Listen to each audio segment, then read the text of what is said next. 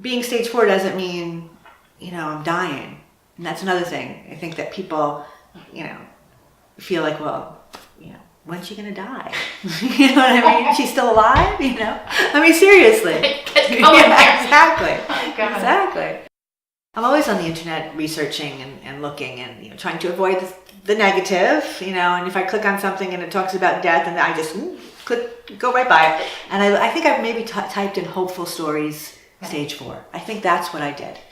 And this book came through me, and someone had recently recommended it as well. This book really changed the way I viewed everything. Wow. Radical Remission by Kelly Turner. And she said there are people out there with cancer, stage 4 cancer, who have sort of cured themselves, or who are in remission. And she wanted to know why. What did they do? There's been no research on what do these people have in common. And number 1 was change their diet. I cheat a little bit now and then, but in the beginning I was very, very adamant about no gluten, because white flour turns into sugar, so no gluten, no sugar, no dairy, no meat, and adding juicing. Mm-hmm. More fresh vegetables, raw vegetables and fruits. So I went out and bought myself a great juicer, started juicing every day, and really that was the first thing that I did, that I felt like, okay, I'm doing something actively to help myself. So I had been on this diet for 2 weeks, and I went and I got my tumor markers. My tumor markers dropped by like 50% after 2 weeks of being on the diet. And I told that to my oncologist, and he said, anecdotal. And I said, well, it's my anecdote, so I'm going with it, Actually, the Facebook groups have been the best source of information, and that's how I found a group of, Medivivers, or there's a group called Medivivor, mm-hmm. and it raises funds just for people with metastatic breast cancer and tries to raise awareness of it, because there are women living with it for many, many years, 15 years, 10 years, 12 years. I'm seeing women who are posting who have been dealing with it for a long time and doing well. You can go to clinicaltrials.gov and you can type in your parameters, and it will give you a list of trials that meet your needs. So, for example, if I typed in triple negative breast cancer, metastatic, you can type in a bunch of things, and then I wanted to stay in my area and I typed in New York, it would give me all the trials that are going on in New York. I happened to find this trial through an article that was posted through one of the Facebook groups that I was on. So because I'm part of these groups, I get in my feed different articles and different sites, and if I click on them, they lead me here and there, and I happen to get an article on this specific trial and this specific drug, and that's the article I brought to my oncologist. My oncologist had said, okay, we're going to go with this chemo Gemzar, and just an old-fashioned chemo, and I said, before we do that, what do you think of this?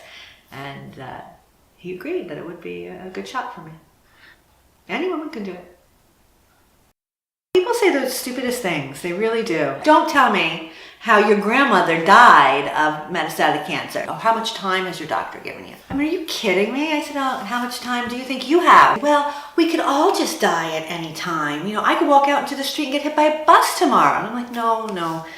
That's very different from my situation, when October comes around and all this pink, people have no idea what it's like to, be living with breast cancer indeterminately. They feel like, oh, that's great, you're a survivor, you beat cancer, and it's not, it's not something to beat, it's something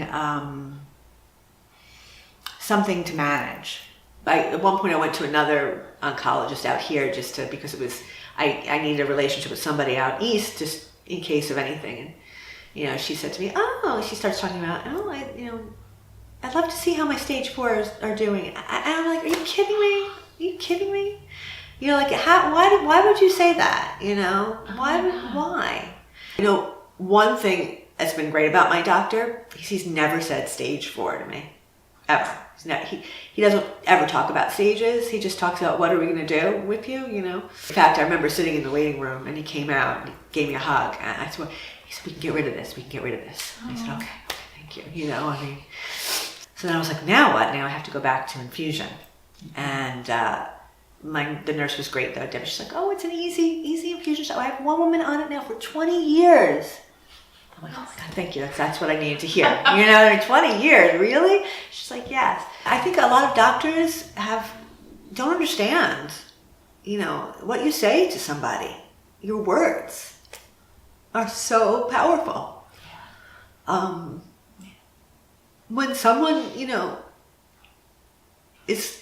talks to you with hope and humanity, it's a whole world of difference. And if worth. Yeah. Incredible. If they talk about you as a stage, it's just awful.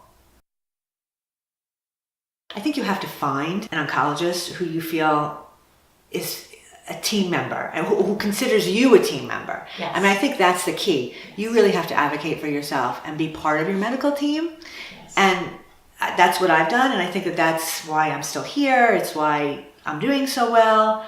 I'm taken very seriously. Now, when I went to the trial, I had to go to a different doctor. She was wonderful too, but then she left. She was recruited. So I'm under another doctor now. And when I told her I didn't want so many scans, she, sort of brushed me off and said, oh, it's very safe. It's this, that, and I knew it wasn't. So the next week I came with my printout. I was like, you don't know who you're dealing with, lady. So I had it. She was like, okay, and she still tried to talk me out of it and say that, but this is what the trial people want. And I said, I'm sorry, but they have to look at me as an individual. I know it's safe for a woman now, but I have 5 years of radiation behind me. I had radiation therapy. I've had all these scans. This is me. I'm a specific case. So she told me to write a letter to her, and she would submit the letter to the trial company, and that's what So I had to work a little bit harder to get it. But I think that if you do, people do respond. The doctors will respond. If not, you should just leave the doctor and go find another doctor.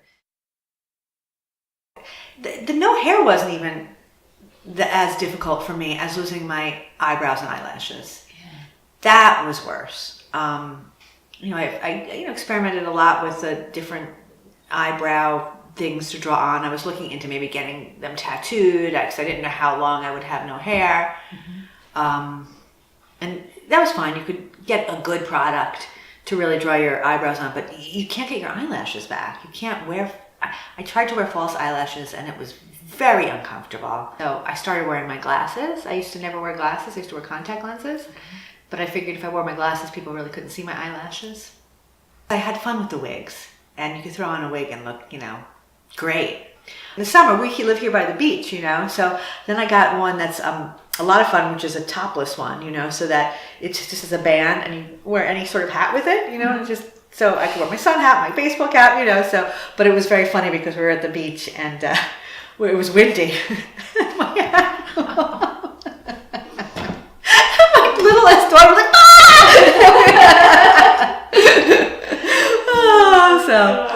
For a split second, I'm like, did anybody see? She's like, I don't think anybody saw it.